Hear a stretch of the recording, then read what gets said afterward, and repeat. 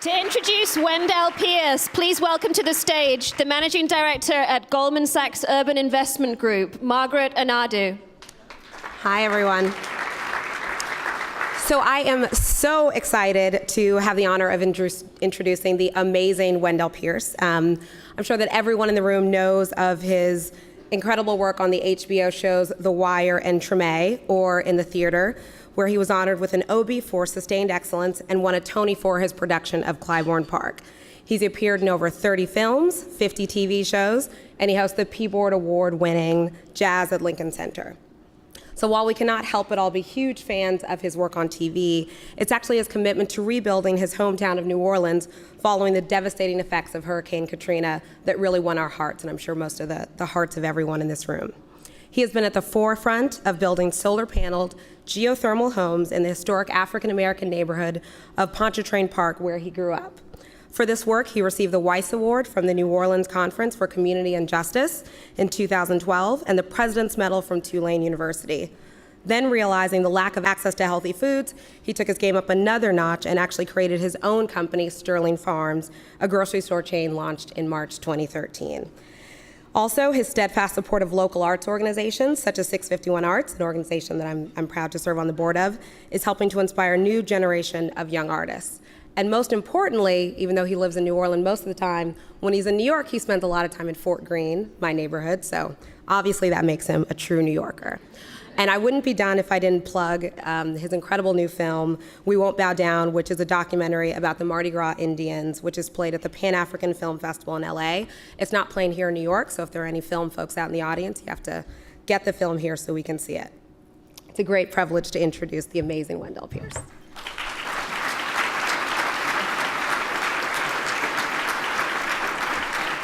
Thank you.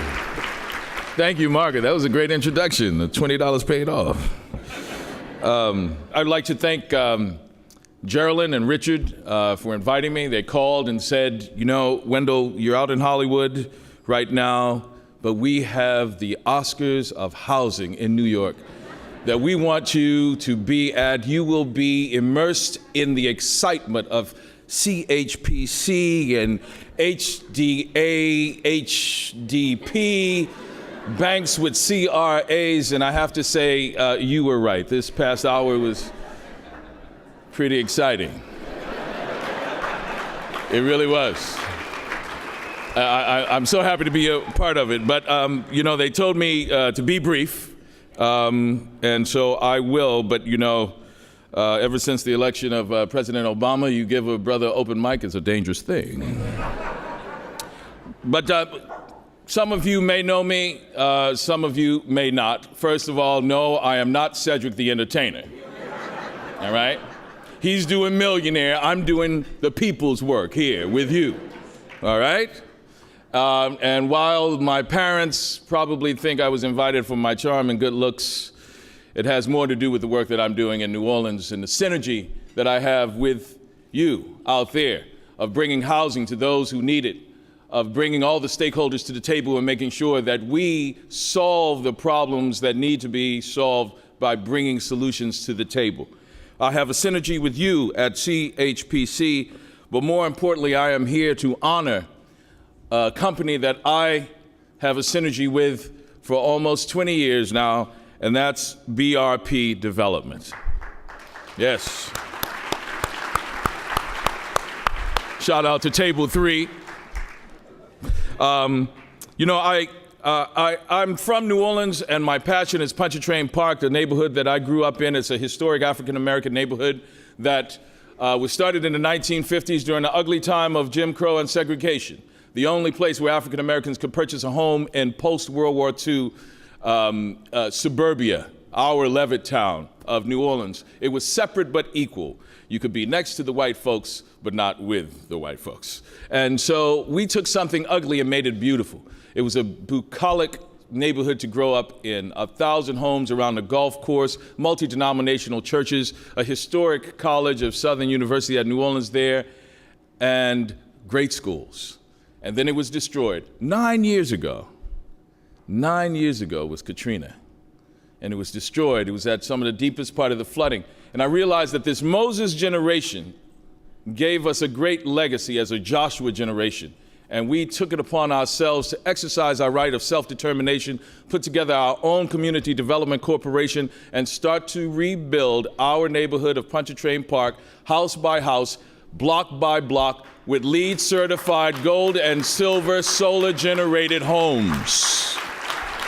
And to date, we have 35 homes in the past 5 years and counting. I would like to do business with some of you stakeholders out there, so meet me after lunch. But it's that sort of synergy that I found when I met a man in the deepest, darkest part of Africa. On a vacation for me in Kampala, Uganda, I met Meredith Marshall, one of the managing directors and founders of BRP Development. I went around the world to meet a friend who lived around the block from me in Brooklyn. But we realized that we had that same synergy that I was talking about, that we could exercise our right of self-determination and not only create housing, but create an economic engine, be the change that we wanted to see. And we started doing business together. First, an educational software program for underprivileged kids so that they could use that software in schools to learn how to read. We then joined together on my side of the ledger, and we produced the off-Broadway hit play Jitney by August Wilson that played at the Second Stage Theater here in New York and around the country. And then Meredith introduced me to his partner, Jeff Fleroy. I knew I was going to mess up his name. I even asked you before. He's a dear friend, and that's why I don't know his name. All right? And Jeff and Meredith and I then joined the housing mission to build affordable housing where it was needed. And our first project was the Graham Home for Ladies in Fort Greene. Then they went on to build LEED certified homes and buildings all over New York.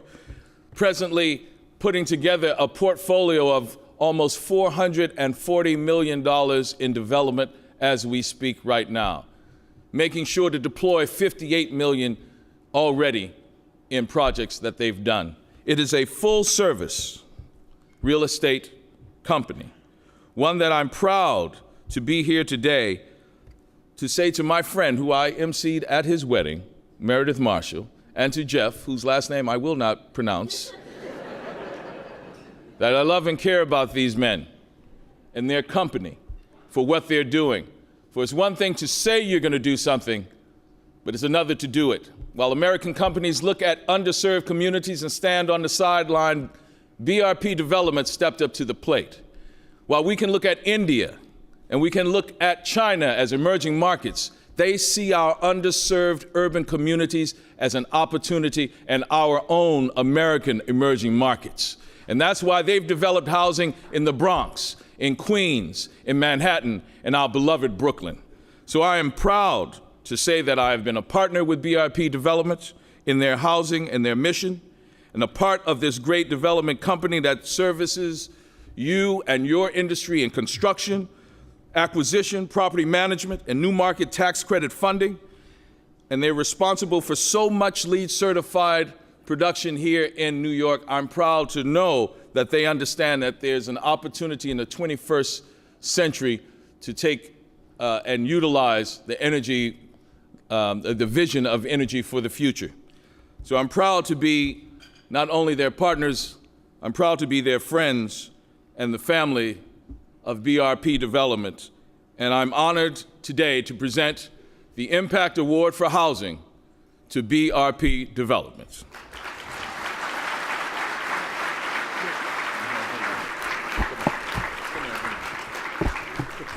Thank you. First of all, I would like to thank the CHPC board for making this wonderful selection. The leadership, Richard Roberts, Gerlin.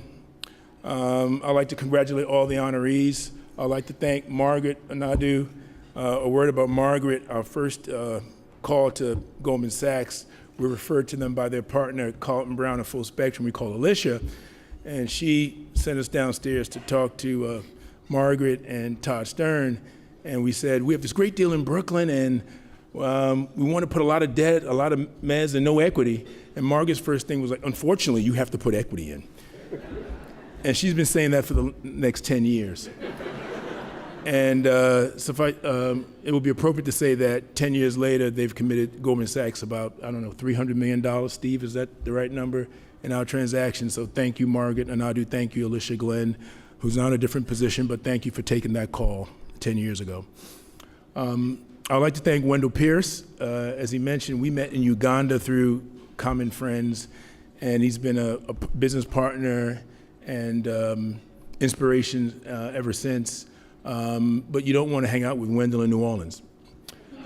We were at a New Market Tax Credit conference a year ago, and my partner Steve, who I think that was your first time in New Orleans, wanted to hang out. So Wendell met us for dinner, and then we went to the French Quarter, and then we went to Treme, and then about 20 drinks later, I don't drink, but my partners drink. It's a true story. 20 bars later, I look up and Steve is hunched over on a chair. And the only difference between that scene and Hangover 3 was he didn't have the Mike Tyson tattoo on his face. We made it to our hotel without jackets or hotel keys, and we had to show ID, but Steve survived. Do not hang out with Wendell Pierce in New Orleans. But as my noble clan, my fraternity says, the key to making a good speech is to adhere to the 5 B's. Be brief, brother, be brief. So I will be brief. I just want to make a few comments and thank a few people for helping us in our success and growth. Our first deal was a deal in Fort Greene. It wasn't the Graham Home for Old Ladies. It was the 315 Clinton, which was a vacant property in Fort Greene. I went to Brooklyn Technical High School in the mid-'80s, and Fort Greene was, thank you, Chicken Nuts. Star baseball player and everything, but a very modest and humble chap. Fort Greene was a lot different then, and even in, 1998 was the Graham 315 Clinton, very difficult transaction, and Jeff and I, we bought property before, but it was just rental property, and we didn't do a development, and our first development, we went to a mortgage broker who did just stabilized properties. He said, don't worry, I'll get the construction loan. So we said, okay, we're gonna go hard on the down payment, and developers, you know what that means, their money is gone, and the loan never came through.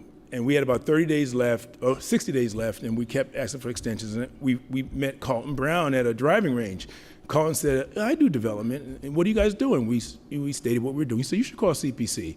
And I don't know if anyone from CPC, I think it was Mary Brennan and Anita Pins, but they looked out for us, and we received a commitment for, I think, $1.6 million loan.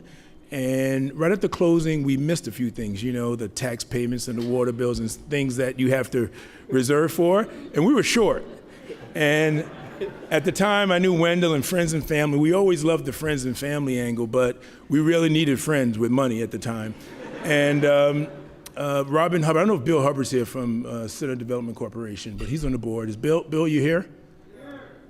Bill, we love you, Bill.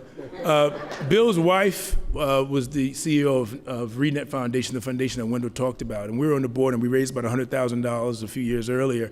And she says, you need equity? You should talk to my husband. I said, we have to meet your husband, ask for a couple $100,000 the same day. And Bill, we love you. Bill wrote a check for a few $100,000 in 24 hours.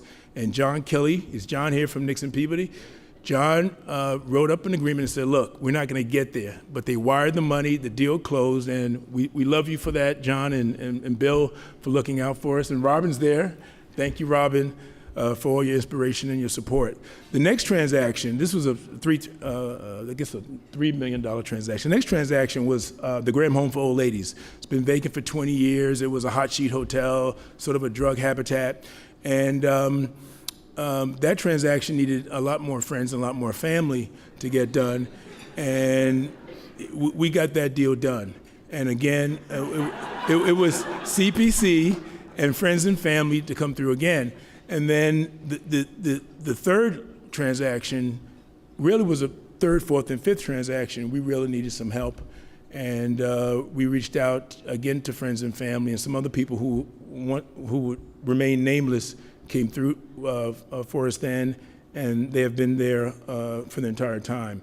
My partner Jeff Lanois and I, we were fraternity brothers and roommates in college, And he's been there through thick and thin. When my parents passed, he was a solid supporter, and I couldn't have a better partner, business partner that is.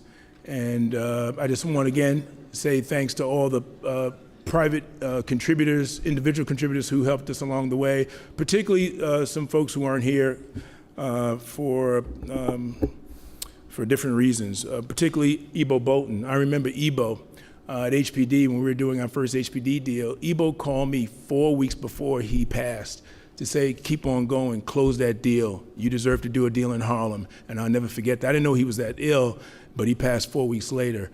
Susan Ponce de Leon, the same thing. She had meetings, she was out, she came back to HPD, and we'd have meetings on that Cornerstone 3 project that was so important to us, even though it was only 20 units. Matter of fact, I remember a few people pulled me aside, I think it was Holly Light, and she said, look, Meredith, if you have one meeting in HPD, you can't linger for 4 hours and chase everyone down. But Susan and Ebo were central to our growth at HPD. The last person I want to mention is Elliot Hobbs. After the CPC development investments in our first 2 projects, thanks, Elliot came to our office and we said, look, we have a 3rd and 4th project, one in Harlem and one in Fort Greene, and we'll like a bank. CPC is great, but we need to broaden our lending base. And Elliot was always the great dresser. Elliot came to us with a nice scarf, looked around and said, you brothers really have this money? And we said, yeah, we have it. We have the equity. We just need the debt. And he came through with 2 developments. One is Claremont and 150 Claremont, and the other one was in Harlem at Strivers West condominiums at 138th and Frederick Douglass. So thanks to those who are no longer with us. And with that, I want to say thanks to the BRP team, and I'll turn it over to my long-term partner, Jeff Lanoy.